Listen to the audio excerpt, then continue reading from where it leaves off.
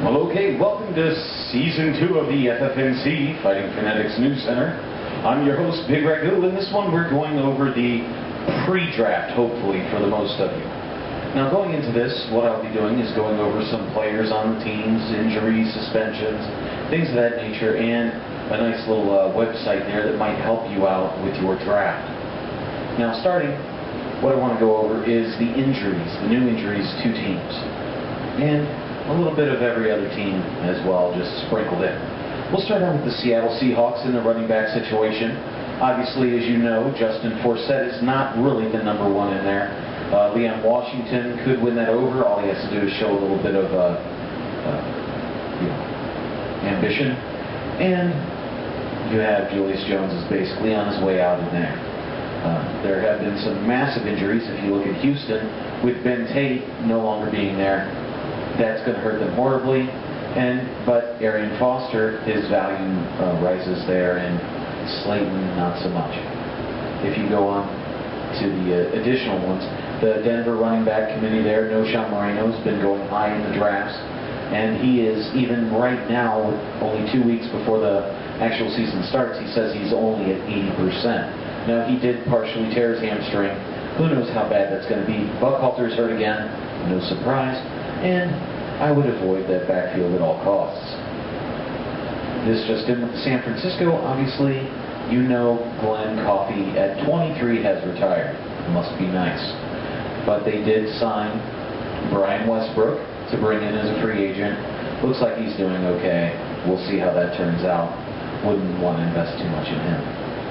The New York Jets, as you see, they come in, they sign LaDainian Tomlinson to take away a little bit of carries from Sean Green. He could be the real deal. That's going to be up to you. Is the risk worth the reward on that? The Cleveland running backs. This is a big one. Here you have Jerome Harrison. He's the quote-unquote incumbent, but he is a Mangini guy. And with that, regardless of the numbers he put up last year, under the Holmgren regime, they went ahead and drafted Montario Hardesty. Now, Montario Hardesty has been fighting injuries throughout camp, missing a lot of practices. And the back that has actually been picking up most of the slack and has been practicing with the first team is Peyton Hillis. A little something there for you guys to look out. And Bloom didn't look half bad. Maybe Massaquoi might step up on your draft boards there. Next one is the Minnesota Vikings. Brett Favre, is he retired? Is he back? Is he retired? Is he back? Is he retired? Is he back? Who cares? Okay, anyway, he is back. So, instantly you think, wow, Sidney Rice has got to be... No, Sidney Rice is on the physically unable to perform list now. It means he's out a minimum of 6 weeks, has up to 9 weeks to come back with that hip injury, which, by the way, is the same one that put out Bo Jackson. Looking at the running backs there, you have Adrian Peterson, as always, nicked and banged. He's got a little bit of a hamstring tweak himself. And Percy Harvin, the wide receiving core, suffers from massive migraines. He could lose out on easily 2, 3, 4, 5 games this season. We just don't know how bad it's going to be. He's already missed multiple practices and multiple preseason games. Bernard Berrian might be a guy you want to look up there. With New England, you have Wes Welker suddenly coming back off a massive tearing of his ACL and PCL. He is on target to come in, but if you want to look at it that way, they are very conservative with their injuries. He could be sitting out the first game regardless of how healthy he is. Julian Edelman would be a nice pickup there. He is basically your cheap man's Wes Welker on the same team. In Houston, as we said with Arian Foster, Ben Tate is out for the season. That is a guy you definitely want to look for. In New Orleans, Lionel Hamilton, who was going to be the backup to Pierre Thomas, is gone. Destroyed knee.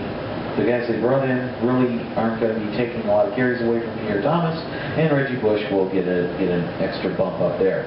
So if you're thinking of drafting Bush maybe in the 7th or 8th round, if you're in a bigger league, maybe you bump him up 1 or 2 rounds there. The Colts, their center Jeff Saturday, injured, could be out for a little while longer.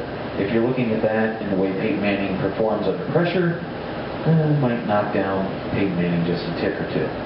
In Atlanta, Jarius Norwood, always injured, never really helping there. Got a hip flexor, never been a major factor to back up Michael Turner. In his injuries, Turner appears healthy this year, but you might look at Harry Douglas as a sleeper on that team.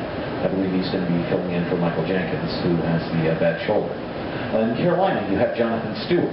Jonathan Stewart has the Achilles injury. I have a bad Achilles and bone spurs in the ankle, very hard to run on. Not looking good there. You might want to drop him down just a little bit. In Oakland, Michael Bush just in. He broke his thumb, had the thumb surgery. Those are always tricky, especially with running backs. Darren McFadden might take a little more bump up there now. You might look at him as getting more of the carries for the beginning of the season. In Cincinnati, Brian Leonard, earlier in the preseason, completely tore out his knee. So you're looking at Scott to be picking up the slack in that area. And you'll have that in with Antonio Bryant basically being released by the Cincinnati Bengals. Obviously, Terrell Owens and Ocho Cinco would be safe bets there. In Green Bay, you have Donald Driver with the injured calf. Who knows when age is finally going to set in on him. And one of the biggest ones is the Jacksonville. Down there with Maurice Jones-Drew having that knee injury. They're covering it up. They don't know if he's had surgery on it. But he is slowly dropping down from the top 3 picks, falling back into the 8th, 9th, 10th, 11th slot, maybe even into the early 2nd round. Okay, and after the MGD, we have the suspensions. We have Santonio Holmes, who's out for 4 games. That'll be a bump up for Braylon Edwards and Jericho Contry in that thing for the 4 games there. You have Ben Roethlisberger out for the Pittsburgh Steelers between 4 and 6 games. It's looking like 4 games, but that is definitely a downtick for any of the quarterbacks there. I wouldn't touch him, and I would probably knock down Hines Ward and Mike Wallace a little bit there, maybe even applying a little more pressure to Rashard Mendenhall as the running back. So I think that team as a whole takes a hit there. Defense as well. Vincent Jackson, already saying he's out 3 games, threatening to sit out 10 to become a free agent. I would avoid him at all costs. Maybe worst case scenario, you pick him up in the late 10th, 11th, 12th round, just to kind of have him there just in case he comes back. So you have somebody there. And Lendale White's out for 4 games, but who gives a crap anyway with him? Okay. Now, the website you want to go to draft and to find out where these guys are going and maybe find your sleeper in the rough, there is www.fantasyfootballcalculator.com. Okay, well, this is the pre-draft edition there of the Fighting Fanatics News Center. Hope you found this information helpful. Not going to give you all the information because I got to win my league too. And that's about it for us here at the Fighting Fanatics News Center. I'm your host, Bigragu, and I am out.